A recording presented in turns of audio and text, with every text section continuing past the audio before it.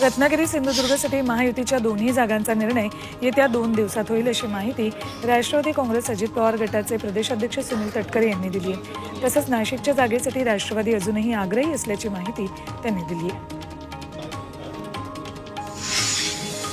काँग्रेस नेते राहुल गांधी यांची आज भंडारा जिल्ह्यात जाहीर सभा होती।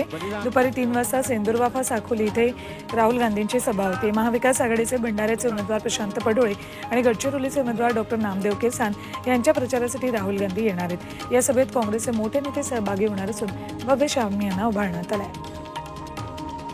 सुपुर्द किया जा रहा है। उपमुख्यमंत्री देवेंद्र फडणवीस आज चंद्रपुरात आहेत। चंद्रपुरातल्या बीसी आणि यवतमाळमधल्या वणीत ते जाहीर सभा घेणार आहेत। तसेच रामटेक मतदारसंघातल्या मांडळमध्येही त्यांची सभा होईल।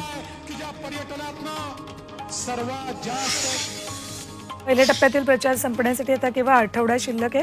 त्यामुळे प्रकाश आंबेडकरी अमृत नोनी आर्थो प्लस ये एक प्रूवन फॉर्मूला है। इसमें मौजूद नोनी फल के गुण और आयुर्वेदिक जड़ी बूटियां शरीर को जरूरी पोषक तत्व देने के साथ साथ हड्डियों और जोड़ों के घिसने, उनमें होने वाले सूजन और दर्द को रोकने में मदद करता है। दर्द मुक्त जीवन के लिए अमृत नोनी आर्थो प्लस। आज 2 सभा घेत आहेत। काटोल आणि उमरेडमध्ये त्यांची सभा होती।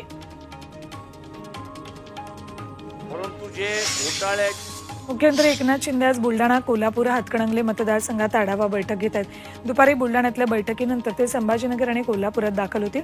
इथे कार्यकर्त्यांशी संवाद साधल्यानंतर दुपारी राजेश क्षीरसागर यांच्या निवासस्थानी भेट देतील। त्यानंतर रात्री कोल्हापुरात आढावा बैठक घेतील।